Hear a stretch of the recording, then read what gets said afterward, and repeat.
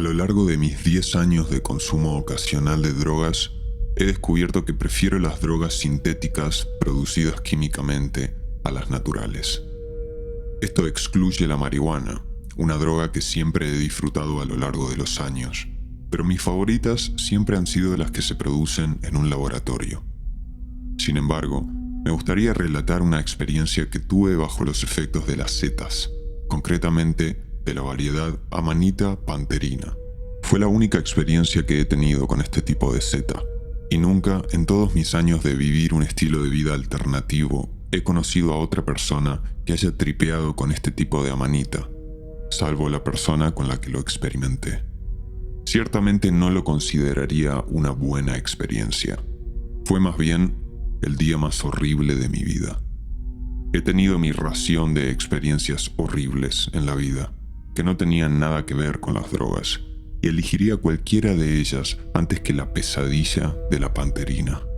Por favor, perdónenme si este relato es mucho más general de lo que uno podría preferir, porque el tamaño monstruoso de esta experiencia en mi cerebro es muy difícil de desglosar en detalles que sean capaces de sentirse con una intensidad que siquiera se acerque a la real, pero prometo hacer lo mejor que pueda. Todo empezó un día de primavera de 1996. Estaba cuidando el hogar de unos amigos que poseían una gran casa en lo alto de las montañas, en el bosque, lejos de todo y de todos. Llevé conmigo a mi novio de entonces, que ahora es mi marido, y habíamos planeado ir a buscar setas por la zona para intentar que nuestra estancia en la naturaleza fuera un poco más entretenida y memorable. Habíamos comprado un libro sobre setas psicodélicas con fotos y el mismo día que llegamos nos pusimos a buscar. Solo dimos con un tipo de seta, la Amanita panterina, pero encontramos muchas en la zona. Al día siguiente planeamos nuestro viaje de setas y al levantarnos salimos a la terraza a buscar nuestras pequeñas joyas del bosque que habíamos arrancado de la madre naturaleza el día anterior. Elegimos 2 setas grandes cada uno y empezamos a comerlas, pero nos dimos cuenta de que tenían un sabor horrible. J, mi novio, sufrió comiéndolas crudas, pero pudo hacerlo al fin, mientras que yo mezclé las mías con un poco de helado y me las bebí en forma líquida, que seguía teniendo un sabor horrible, pero me las arreglé. Esperando tripear en 1 hora más o menos, el tiempo pasó y a las 2 y 3 horas después de ingerirlos no había ningún efecto. Ambos pensábamos que podrían haber sido el tipo equivocado de setas, pero unas 4 horas después de comerlas, ambos empezamos a sentirnos un poco extraños.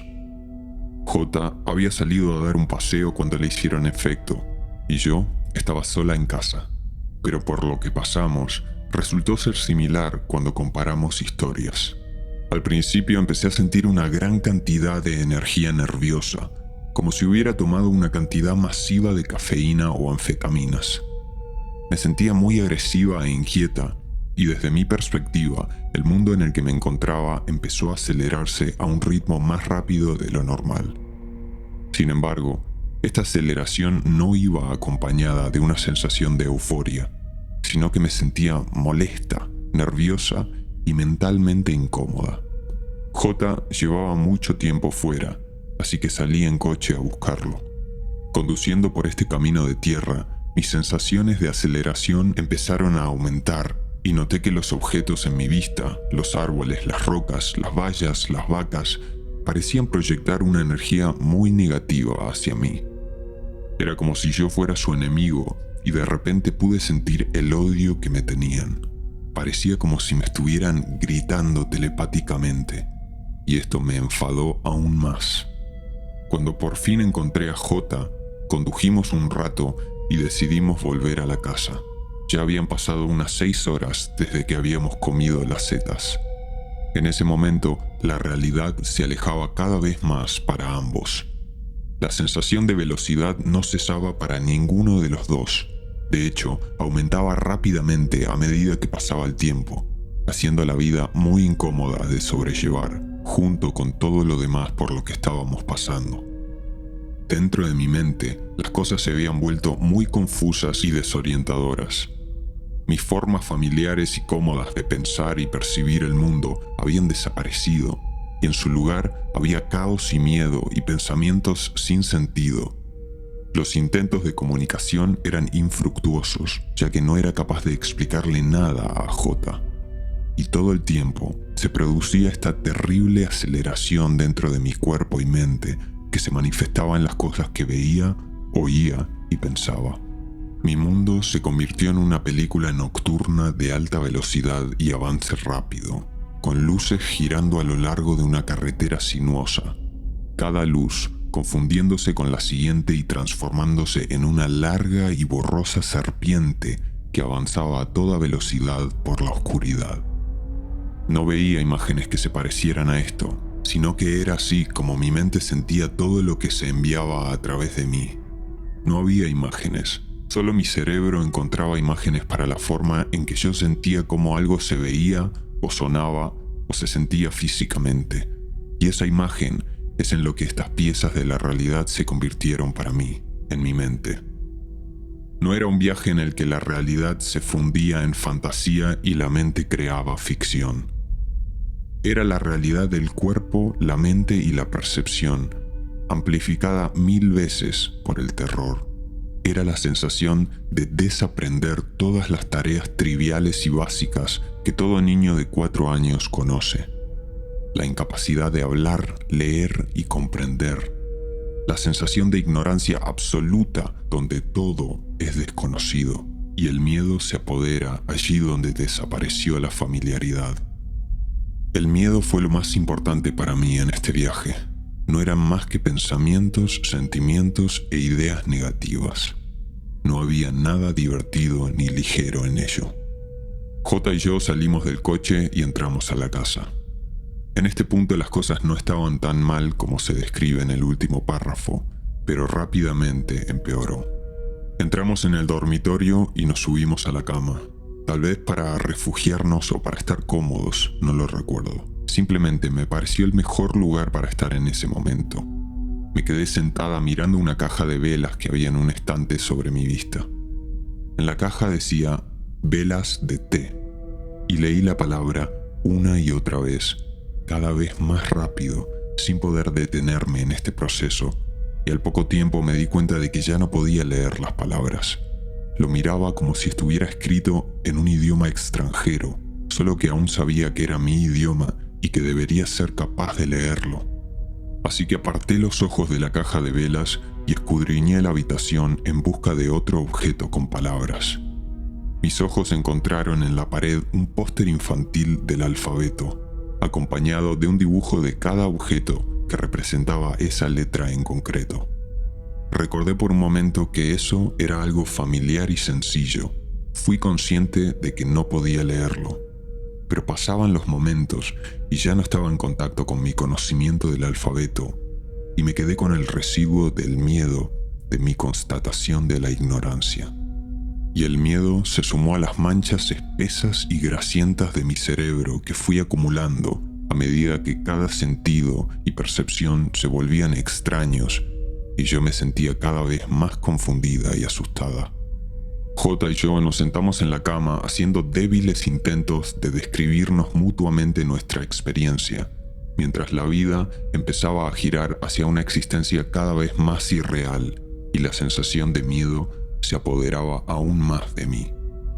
Empecé a hundirme más en mí misma, intentando escapar de lo que me estaba ocurriendo, y entonces me encontré al instante tumbada en la cama junto a J, con la clara sensación de que el tiempo había pasado sin que yo lo recordara.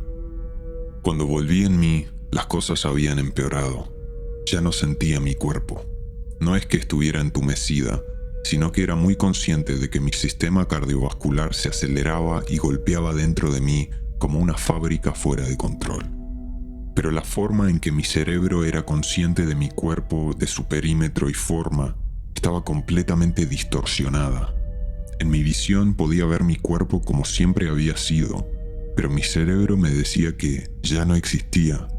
Así que le creí a mi cerebro y acepté el hecho de que mi cuerpo se había convertido en una línea, como una línea recta que uno podría dibujar en un papel. Así es como me sentía. Así es como se sentía mi cerebro y yo me había convertido en una línea. Así que me tumbé como una línea encima de la colcha e intenté comunicarme con J. No me respondía, pero tenía los ojos abiertos y miraba a su alrededor.